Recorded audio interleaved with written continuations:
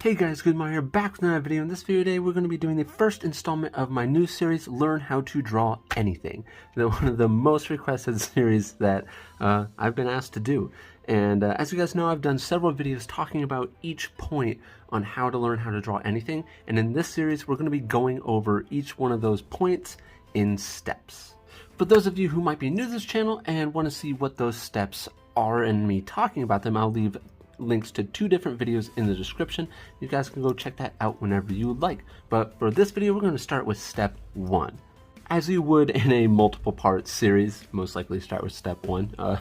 But in any case, the first step is perspective. And I know multiple of you probably either cringed or like, oh no, not perspective. Or some of you would be like, is it really that important? Yes, it is very important. And I actually explain that in the videos that I leave in the description that I just mentioned. But most of you probably already know my rants and raves on perspective. But we're going to be going over 1, 2, and 3 point perspective in this video. And we're going to be doing nice little simple versions of it. And let's start off with 1 point perspective. So basically, perspective is made up of the horizon line. And I'm just going to do the simple version of it because technically the vanishing point can be in more than one places than the horizon, but we're going to stick with just the horizon for the very basics of this.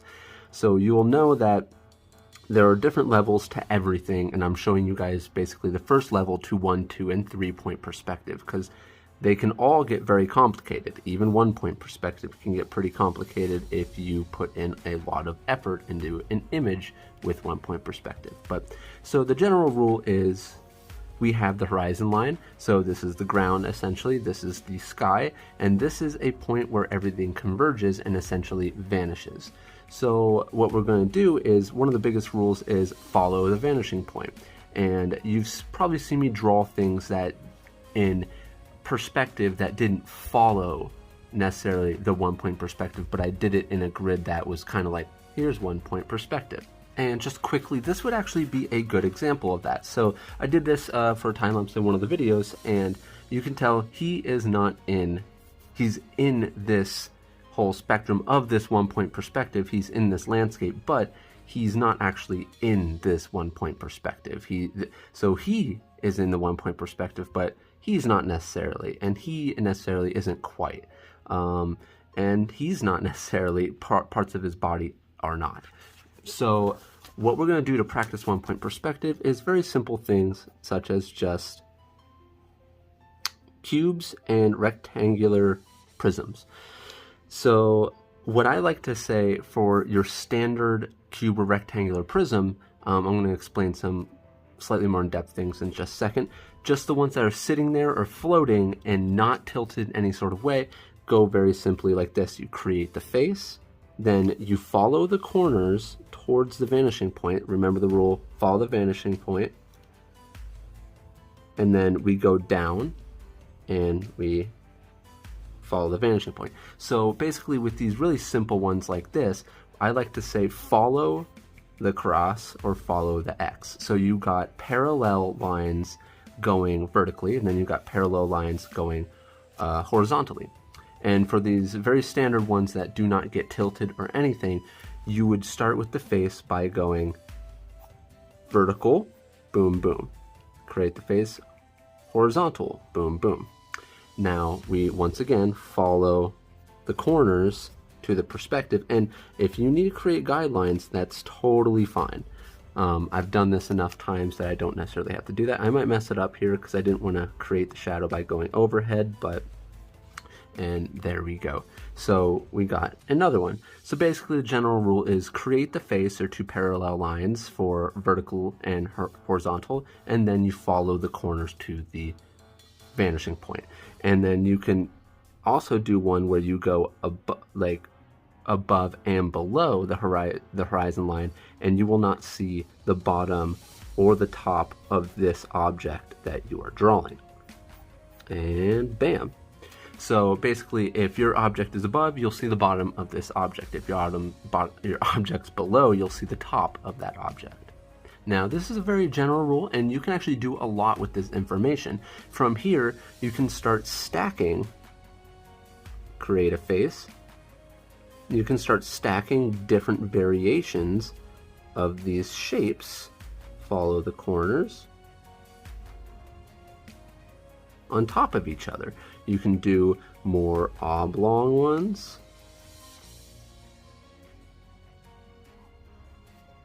I didn't start with the face, so don't get tricked by that. I started with a different spot of it. So it's generally good to start with the face when you're starting to practice this.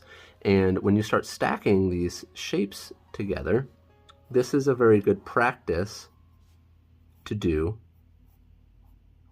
to kind of get the hang of this. And you may not do it as fast at first, that's fine. Depends on what level you're at, because you can learn, you'll eventually be doing it just as fast as me at some point. Now, to show you one of the more hard ones, not hard, but just a little bit different, is if, for example, I make a face that's in a diamond. We still follow the corners, but notice we get rid of the idea that we follow the parallel lines from horizontal and vertical. So we got rid of that. And then there's also cylinders. That's kind of a bad circle. Basically, the side that we don't see, we'll start on the part where we will not see this side of it. So we start there and follow. We would start there and follow and create another circle, and this would be the outside of it. And you can practice this with going this way, and you can just experiment with a lot of this stuff, and things can get more and more complicated because eventually you could end up just creating full-on backgrounds. With this 1-point perspective, you can create a door. This is all in 1-point perspective, keep in mind.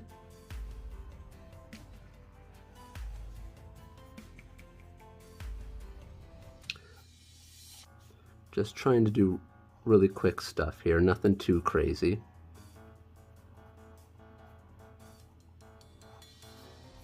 And notice I'm doing really simple shapes, but this is what you build backgrounds upon. You can start doing more complicated things like putting in poles, putting in power lines. And this is all still just 1-point perspective, putting in more environmental stuff that makes sense within this environment, windows, and it's still all just 1-point perspective. So there's different levels to this. But yeah, so hopefully this 1-point perspective one was fun and you learned some practices that, or learn some things you can do as practices that might help you. So let's move on to 2-point perspective. Super fun.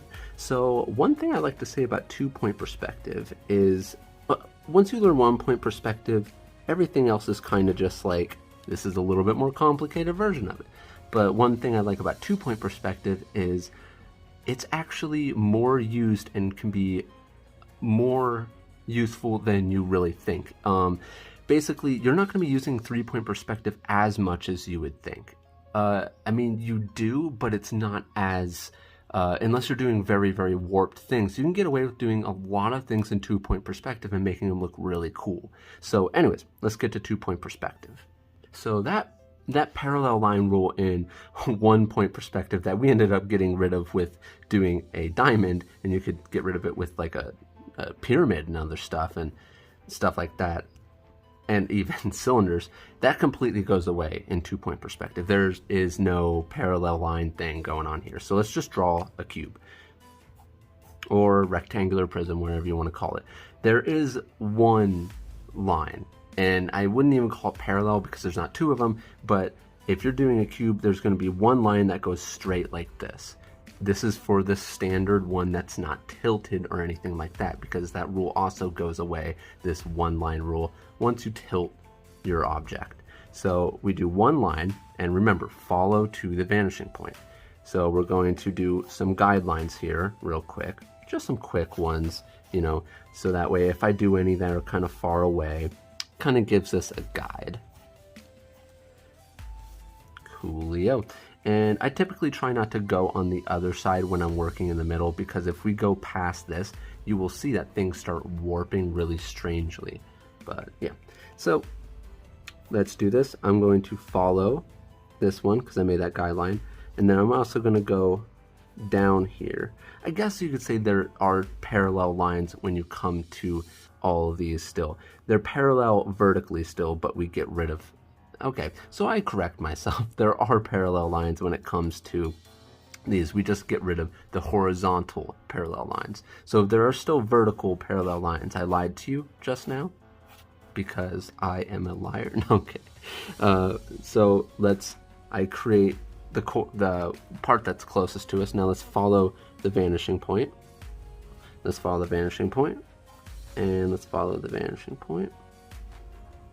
And then from the corners, obviously, these two corners, we follow those. Now let's go to this corner. We followed that one. Now let's go to this corner. It's going to get a little dark here with my shadow, because it's the most accurate way for me to do it. Going overhead. And boom. So we got that cube. That's definitely more of a cube than a rectangular prism. Now, the same practices apply here. You can start moving shapes, you can start stacking shapes, and just remember, I guess, the one rule when you're doing the standard shapes that are not tilted or anything like that, that are either rectangular prisms or they are cubes, you have the vertical parallel lines. Of course, like I said, this all changes when you tilt, and then there is no parallel, except for, I mean, technically the ones that are going towards the vanishing point are parallel, but they're not, they're converging in a way, so I guess they're still parallel, but they're not perfectly aligned, so they are still parallel. But the way I was trying to use it was parallel within a perfect grid sense, so not the ones that are converging, and this size here is different than this size here. So that's what I was trying to say.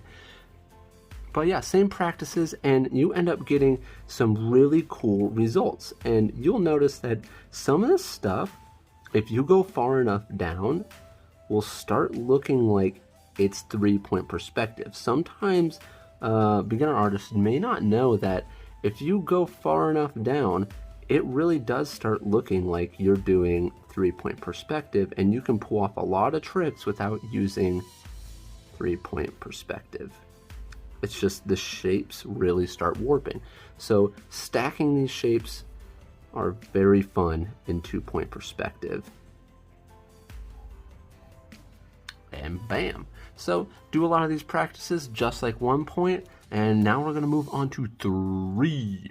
The general idea with 3-point perspective is you get rid of all those parallel, grid parallel type of lines that I was talking about before, and you really don't have any of that, because now you have, let's do a small version. So let's say this is our canvas here, and I'm doing this because the third parallel line, depending on how you're looking, might go very far down. So I'm going to do that. And we're going to create our horizon line, 2-point perspective. And now I want to create something similar here. But what we're going to do is I'm going to then do this and essentially mimic the ratio I did here, because there's no way we're going to know how far it actually goes down, because it's going to go off the page, and I don't want to draw that small. So the reason why I did that is because when you do a 3-point perspective and you do it too warped, it really starts looking funky, and it starts doing some crazy tricks. But yeah. So let's do some guidelines. And I always say, unless you're trying to really warp some stuff, be careful how you do your 3-point perspective, because if you pull these lines too close to each other, you'll notice things start really warping. You can already see it. You can already see some of the squares like getting all kind of crazy, and things are starting to go up like that. So the best thing to do for this case is it's almost like someone's looking down. The 3rd-point perspective can either go up towards the sky or down, or essentially in any direction, but that's more of a, that's basically the next level of perspective that you end up learning.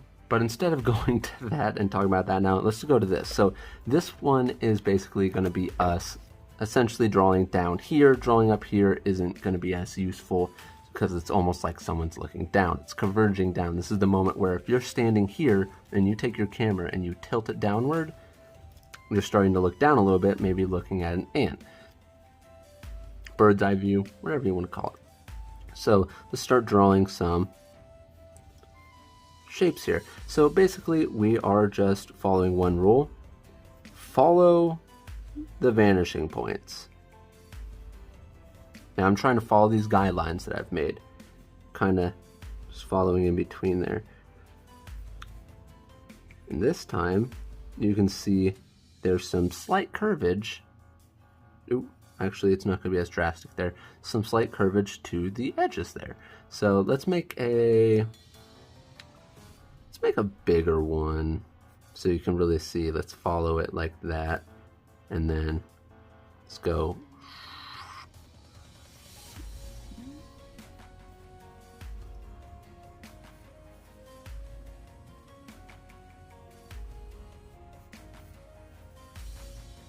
Oh, and here, let's, oh, I'm drawing all the way over there.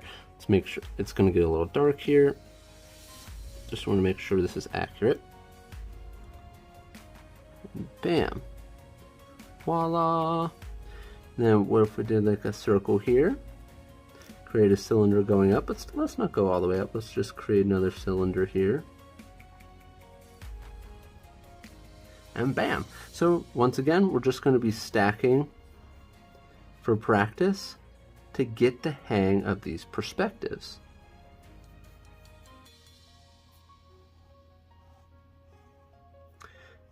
And you can see what happens when you pull these points too close together. It really starts warping. All right, now let's go ahead and draw maybe a really long one here. Can barely see the top of that because it's very close to the horizon line.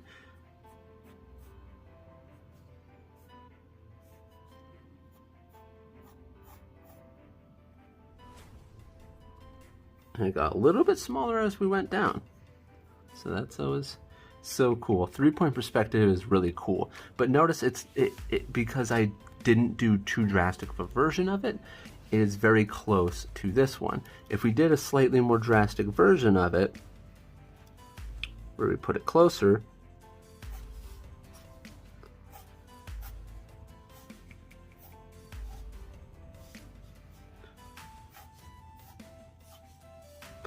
let's say we're looking at a hallway, I guess.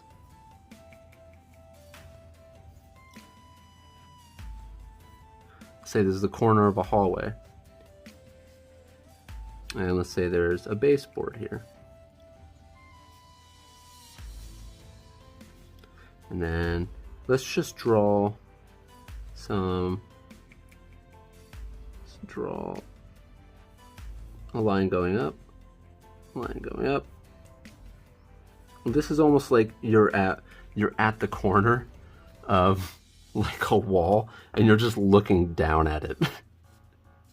And then what if you have like,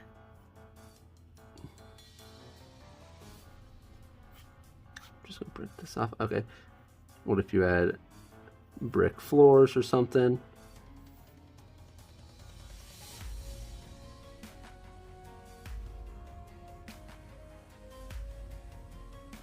And things start getting kind of crazy.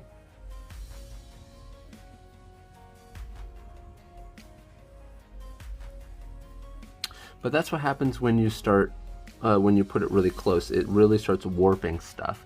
And you can really see how that looks like I'm just looking down on that corner. But yeah, so that is pretty much my tutorial on the first step to learning how to draw anything, which is 1, 2, and 3-point perspective. Super important. And for those of you who may not have watched the videos yet, basically perspective is the first step to understanding what makes up the illusion of 2D art on a canvas. That's why this is so important, and this will help you drastically if you practice these things. But yeah, hopefully you guys look forward to part 2. If you guys like this video, please hit that thumbs up button. It'll really help out, and it'll, you know, hopefully help out an algorithm or something. I don't know. But yeah, anyways, if you guys want to support my artists and support what I do on this channel, check me out on my Patreon, link in the description. And a huge thanks to my Chunin and Jonin tier Patreons and all of my Patreons. You guys are awesome. Help me be able to do what I do on this channel. But in any case, if you guys like this video, please hit that thumbs up button. And if you're new to this channel, like to see, please subscribe. Hit the bell icon to get notified when each video comes out. And like always, guys, hope you're having a great day, no matter where you live, day or night. And I'll see you guys in the next video. Peace out.